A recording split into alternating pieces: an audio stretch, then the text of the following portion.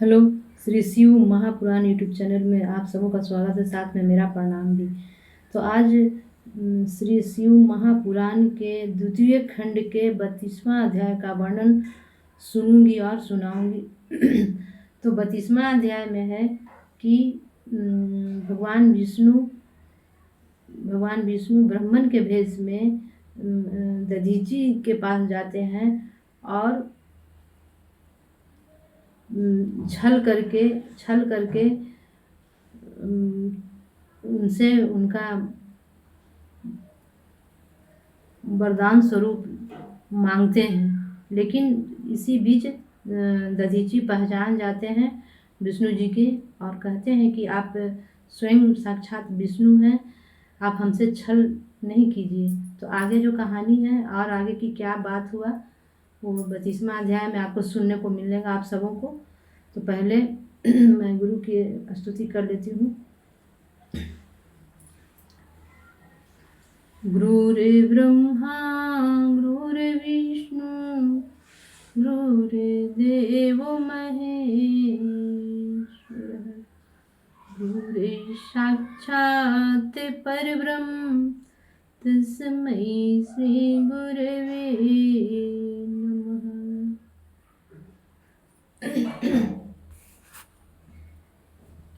32वां अध्याय। ब्रह्मा जी ने कहा, हे नारद, जब राजा छू ने विष्णु जी का यह कथन स्वीकार कर लिया, तब विष्णु जी ब्राह्मण का स्वरूप धारण कर छल पूर्वक दधीची के पास गए और उन्हें प्रणाम करते हुए बोले, हे ब्राह्मण, आप मुझे एक वरदान देने की कृपा करें। अपने भक्त के मनोरथ की प्राप्ति हेतु जब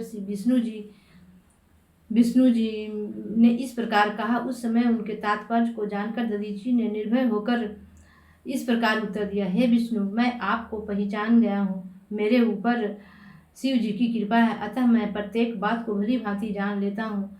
आप मेरे साथ छल करने के निमित्त ही यहाँ ब्राह्मण वेश धारण कर आए हैं।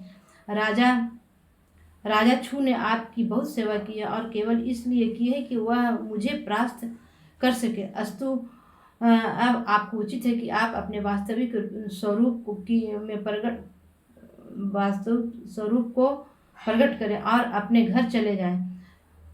शिव जी की दया से मैं तीनों काल की बातें जान लेता हूँ और तीनों लोकों में कभी किसी से भयभीत नहीं होता। दधीची के मुख से यह सब सुनकर भगवान विष्णु ने हंसते हुए कहा, हे दधीची, तुम सत्य कह रहे हो, क्योंकि शिव जी की कृपा प्राप्त होने के कारण सदैव निर्भय हो। परंतु मैं दंडवत करके तुमसे प्रार्थना कर रहा हूँ कि तुम मेरे मनोरथ को स्वीकार कर छू के वरदान को पूर्ण करो। यह सुनकर दधीची ने उत्तर दिया, हे विष्णु, शिव जी की कृपा प्राप्त होने के कारण मुझे अब किसी का भय नहीं है। अस्तु, आप मेरे साथ ऐसा छल न करें और अपने लोक को चले जाएं। तब विष्णु जी बोले, अरे मूर्ख, तुम मेरी इस बात को क्यों नहीं मानता? मुझसे शत्रुता रखकर कोई सुखी नहीं हो सकता। मैंने रावण आदि महान बलशाली वीरों को भी नष्ट कर दिया। तू मेरी अवज्ञा मत कर, अन्यथा मैं तुझे अपने चक्र से मार डालूंगा।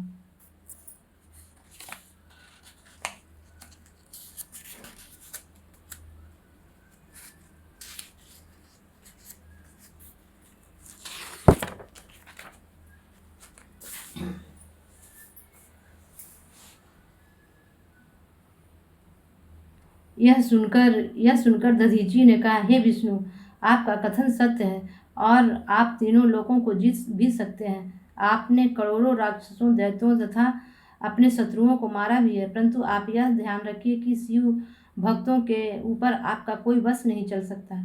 उनके ऊपर आपका सुदर्शन चक्र निष्फल हो जाता है। इसके प्रमाण स्वरूप मैं आपको स्मरण दिलाए देता हूँ कि तारक के कंठ में लगकर आपका चक्र निष्फल हो गया तथा रावण का भी कुछ नहीं बिगाड़ सका। जिस समय आपने अपने चक्र को निष्फल होते देखकर रावण को मारने के लिए शिव जी का पूजन किया और उन्होंने प्रसन्न होकर आपको अमोघ बाण तथा आज्ञा दी, तभी आप रावण पर विजय प्राप्त कर सके। आप यह भली भांति जान लें कि शिव जी की भक्ति के बिना कोई भी कार्य सफल नहीं हो सकता। हे नारद, यह सुनकर विष्णु जी ने अत्यंत क्रुद्ध हो अपना चक्र दधीची के ऊपर छोड़ दिया, परंतु दधीची के शरीर का स्पर्श करते ही वह चक्र सर्वथा निष्फल हो गया। उसमें विष्णु जी अपनी ऐसी पराजय देखकर बहुत व्याकुल हुए। तभी दधीची ने मुस्कुराते हुए उनसे इस प्रकार कहा, हे विष्णु, आप आश्चर्यचकित न हो। मैं आपको चक्र के निष्फल हो जाने का कारण विस्तार पूर्वक समझाता हूँ। यद्यपि आपने बहुत उपाय द्वारा इस चक्र को प्राप्त किया है, परंतु यह मुझे अपना मित्र समझकर नहीं मारता। आप मेरे ऊपर जिस अस्त्र का प्रयोग चाहें करें और अपनी संपूर्ण शक्ति लगाकर मुझे नष्ट करने का प्रयत्न करें, परंतु यह निश्चित है कि आप मेरा कुछ भी नहीं बिगाड़ सकते। यह सुनकर विष्णु जी अत्यंत क्रुद्ध हुए और उन्होंने महाभयानक गर्जना की, और उस घोर गर्जना को सुनकर देवता, उपदेवता तथा बैकुंठवासी लोगों की सेना विष्णु जी के समीप तुरंत आ पहुंची। तब विष्णु जी उस सेना को साथ लेकर दधीची के साथ युद्ध करने लगे। हे नारद, विष्णु जी ने सब देवताओं के साथ मिलकर दधीची के ऊपर अनेक प्रकार के अस्त्र शस्त्रों की वर्षा की। इस प्रकार धर्म के प्रतिकूल चलते हुए सबने मिलकर एक मनुष्य को मार डालना चाहा, परंतु उस दशा में भी दधीची निर्भय बना रहा। उसने एक मुट्ठी कुश लेकर जैसे ही उन देवताओं की ओर छोड़े, वैसे ही पवित्र त्रिशूल बनकर प्रलयकारी ज्योति के समान चारों ओर अग्नि फैलाते हुए सबको भस्म करने लगे। उस त्रिशूलों ने विष्णु सहित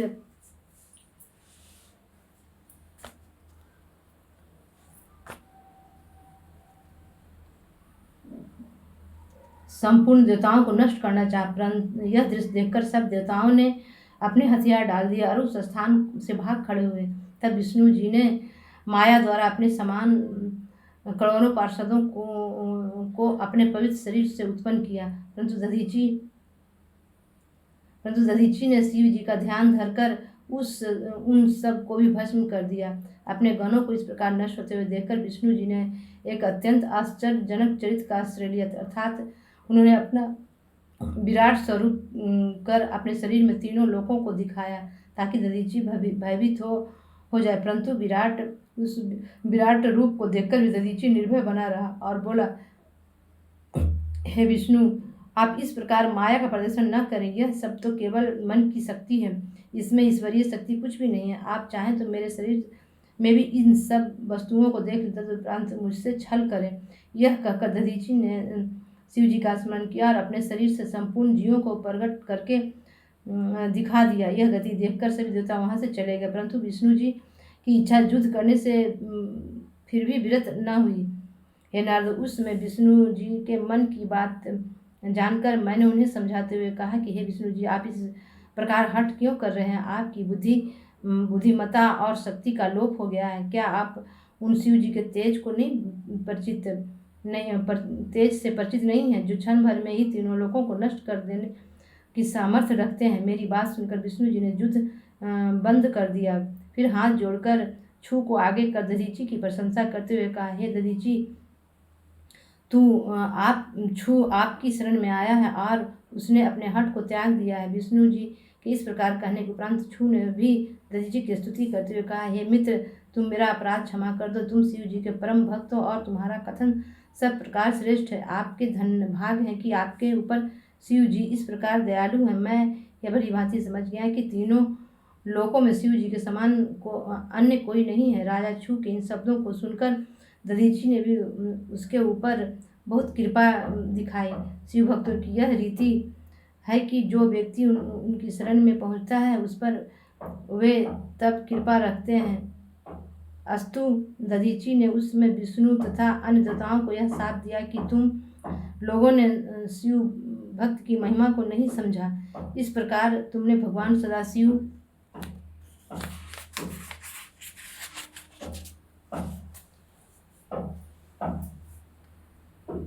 सदाशिव का निरादर किया है। अस्तु, तुम सब रुद्र के क्रोध में पड़कर उनसे पराजित हो गए।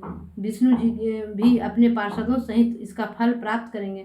केवल ब्रह्मा जी ही ऐसे बचेंगे जिन्हें कोई चिंता और शोक नहीं होगा। इतना कहकर राजा छू की ओर कृपा दृष्टि से देखते हुए दधीची ने कहा, हे छू, तुम यह स्मरण रखो कि ब्राह्मण सर्वोत्तम है और ये इस संसार में पूजे जाने योग्य है। देवताओं, राजाओं तथा सर्वों आदि से इस प्रकार कहकर दधीची अपने घर को चले गए। विष्णु जी भी उन्हें प्रणाम करने के उपरांत चिंतित मन से अपने लोक को लौट गए। ब्रह्मा जी, विष्णु जी तथा सनकादि को पहले तो अपने हृदय में बहुत ही ग्लानि तथा दुख हुआ, परंतु जब उन्होंने अहंकार रहित होकर शुद्ध बुद्धि से पहचाना कि शिव जी सबसे उत्तम हैं, तो उनका खेद नष्ट हो गया। जिस स्थान पर दधीचि के साथ देवताओं का युद्ध हुआ था, वह स्थान हरपुर तीर्थ तथा स्थानेश्वर के नाम से प्रसिद्ध है। उस तीर्थ की सेवा करने से संपूर्ण दुख दूर हो जाते हैं। जो मनुष्य स्थानेश्वर तीर्थ में जाकर शिव जी का पूजन करता है, वह संपूर्ण सुखों को प्राप्त करता है। जो मनुष्य दधीचि तथा छू की यह कथा पढ़ेगा, उसके संपूर्ण शोक नष्ट हो जाएंगे और वह आवागमन से रहित हो जाएगा। जो मनुष्य इस कथा को सुनकर किसी युद्ध क्षेत्र में जाएगा, उसकी निश्चय रूप से विजय होगी अथवा वह श्रेष्ठ मृत्यु को प्राप्त कर शिव लोक पहुँचेगा। आज की कथा अपने शिव गुरु के चरणों में विराम देती हूँ और अगले 33वां अध्याय का वर्णन अगले एपिसोड में सुनूंगी और सुनाऊंगी।